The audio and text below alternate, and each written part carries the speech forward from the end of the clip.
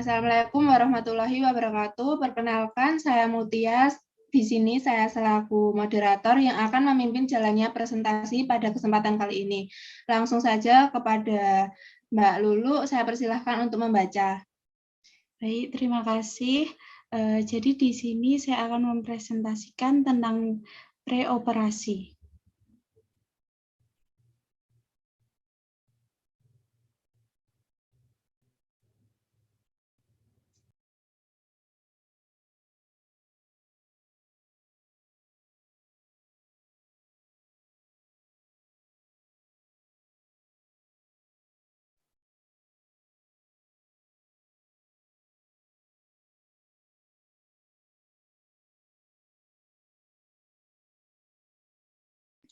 Jadi pengertiannya sendiri menurut Brunner dan Sudar 2014, preoperasi adalah waktu dimulai ketika keputusan untuk informasi bedah dibuat dan berakhir ketika pasien dikirim ke meja operasi. Tindakan operasi ini atau pembedahan baik efektif maupun kedaruratan adalah peristiwa kompleks yang menegangkan, sehingga pasien memerlukan pendekatan untuk mendapatkan ketenangan dalam menghadapi operasi. Untuk persiapan pasien preoperatif, ini ada yang pertama, itu persiapan fisik, meliputi perawatan yang harus diberikan pada pasien preoperatif, antara lain ada status kesehatan fisik secara umum, status nutrisi, keseimbangan cairan dan elektrolit, kebersihan lambung dan kolon, pencukuran daerah operasi, personal hygiene, pengosongan kandung kemih, kemudian yang latihan praoperatifnya ada latihan nafas, batu efektif, latihan gerak sendi, sama range of motion atau ROM.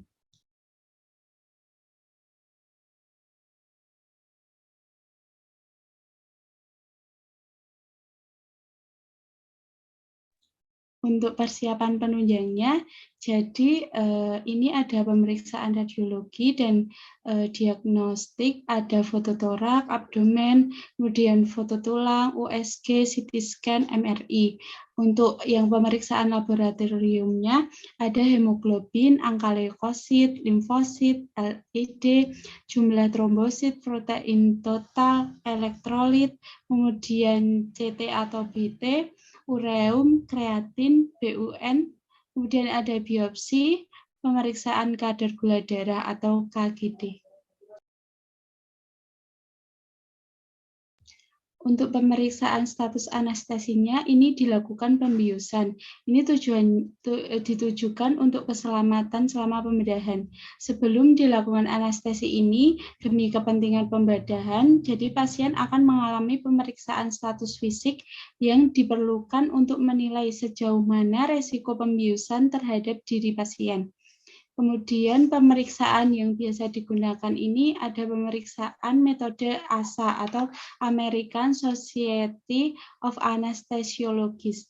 Yang keempat ada persiapan mental. Jadi pasien ini dipersiapkan mentalnya untuk menghadapi pembedahan karena selalu ada rasa cemas atau khawatir terhadap penyuntikan, nyeri luka, anestesi, bahkan terhadap kemungkinan cacat atau mati. Kemudian ada informed consent. Jadi hal ini penting untuk aspek hukum. Jadi bisa untuk tanggung jawab dan tanggung jawab. Kemudian baik pasien maupun keluarganya ini harus menyadari bahwa tindakan medis, operasi kecil apapun itu mempunyai resiko. Kemudian ada obat-obatan premedikasi. Jadi sebelum operasi dilakukan pada esok harinya, pasien akan diberikan obat-obatan premedikasi untuk memberikan kesempatan pasien mendapat waktu istirahat yang cukup.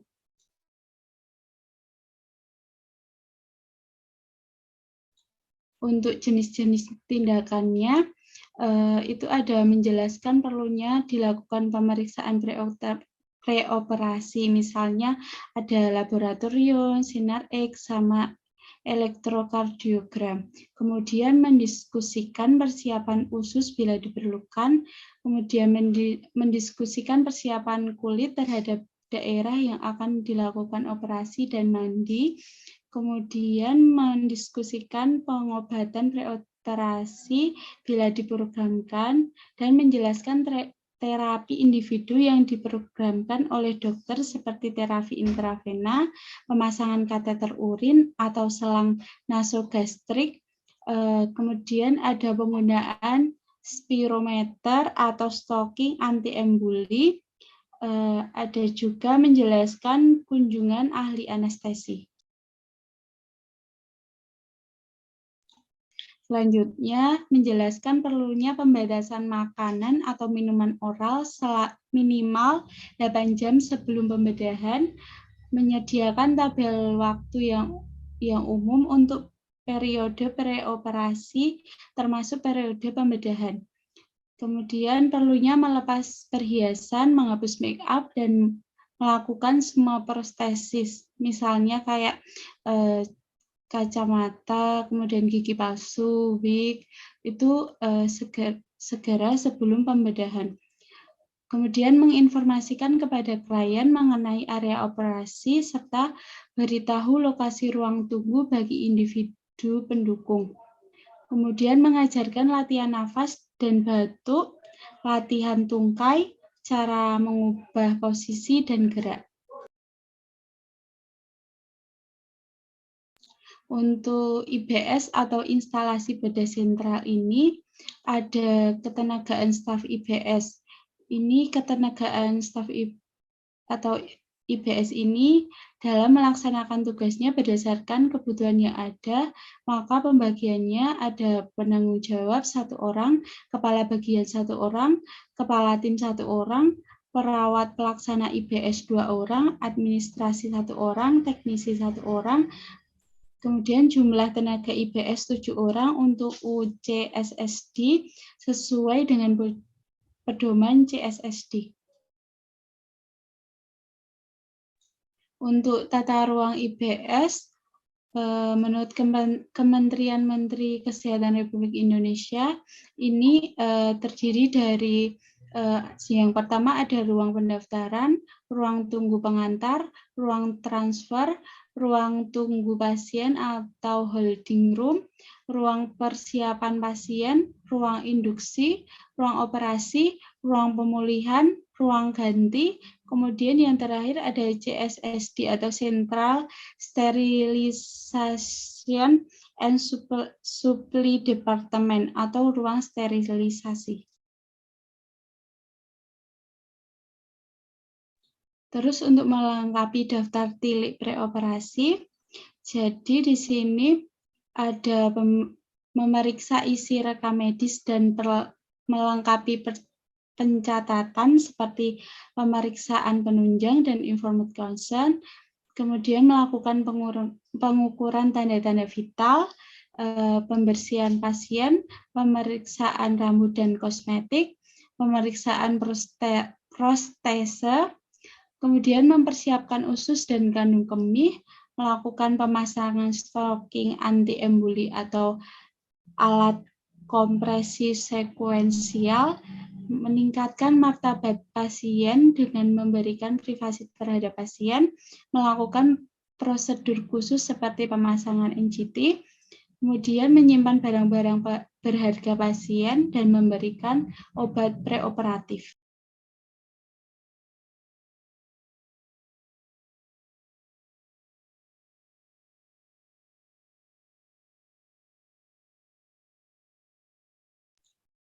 Baik, sekian dari kelompok kami sudah selesai dijelaskan. Sekarang saatnya sesi bertanya jawab. Kepada yang ingin bertanya, saya persilahkan. Saya Erwinda dari kelompok 2 ingin bertanya. Bagaimana cara melakukan pemeriksaan dengan metode ASR? Terima kasih. Baik, atas pertanyaannya, terima kasih Mbak Erwinda. Untuk selanjutnya, kelompok lain yang ingin bertanya, saya persilahkan. Saya ini dari kelompok 3 ingin bertanya. Apa yang dimaksud dengan biopsi? Terima kasih. Baik, terima kasih atas pertanyaannya Mbak Eka Yeni. Sekarang kami akan menjawab pertanyaan dari Mbak Erwinda dan Eka Yeni.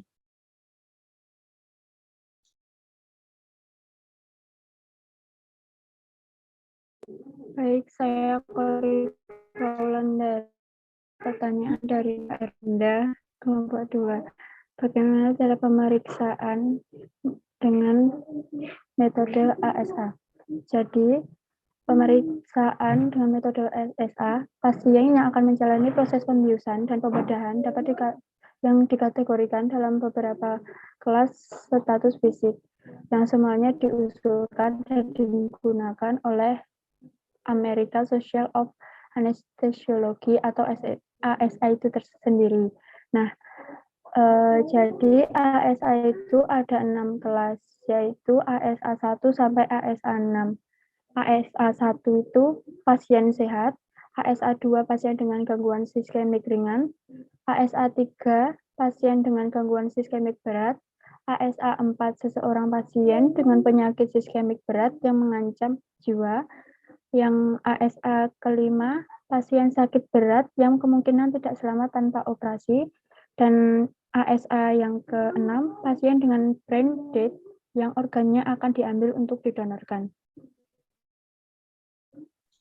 Baik, terima kasih atas jawabannya Mbak Horifah. Untuk selanjutnya, mungkin Mbak Fresa ingin menjawab pertanyaannya.